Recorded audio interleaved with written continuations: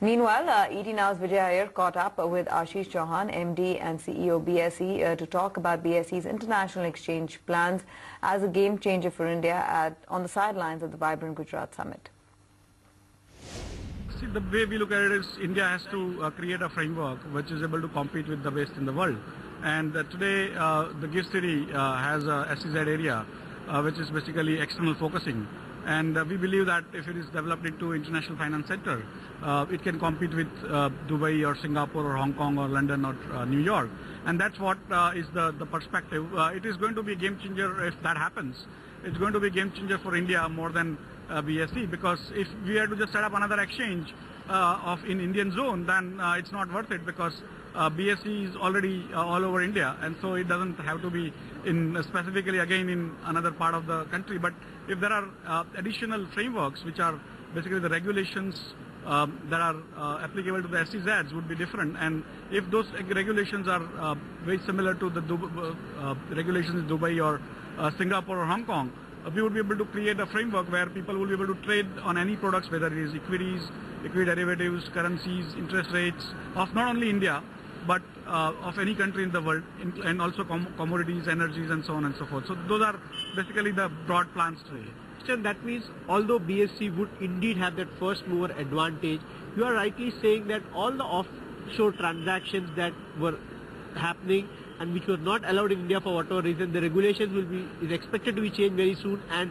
that is where this new platform BSE would operate from, that is from the GIFT City?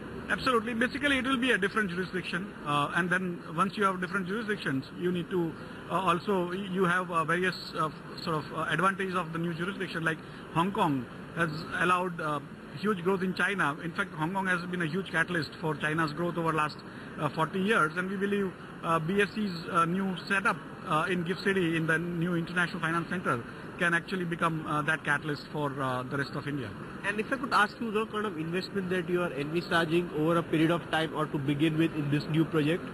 The investments actually are not that big, because the exchanges are in some sense soft infrastructure.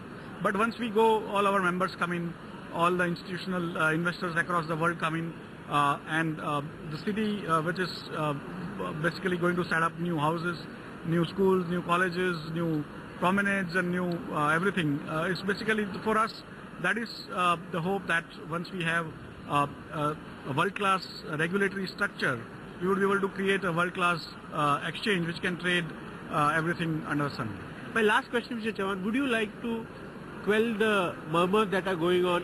This, what your investments that you're doing and the platform that you're creating, is completely a dedicated new platform. There's nowhere that BSE is going to gradually move out of Mumbai. That is what the murmurs are doing in the markets. Not at all, not at all. BSE is Bombay Stock Exchange, and we will remain in Mumbai. Our primary focus is in Mumbai. Mumbai is the commercial capital of India, and BSE will never move out of Mumbai or Maharashtra. This is basically a separate framework that is being created only if there is an international finance center framework that is coming up, and that is what is going to happen. So this is basically for a separate jurisdiction. Otherwise, India is one single jurisdiction, and today you might have seen we traded from Hyderabad over the last 2 days. So people may say that we moved out over to Hyderabad. In fact, Hyderabad, the newspapers commented that BSE, after 140 years, has moved to another city, and it's only for temporary purposes. We are a Mumbai exchange, and we will remain Mumbai exchange.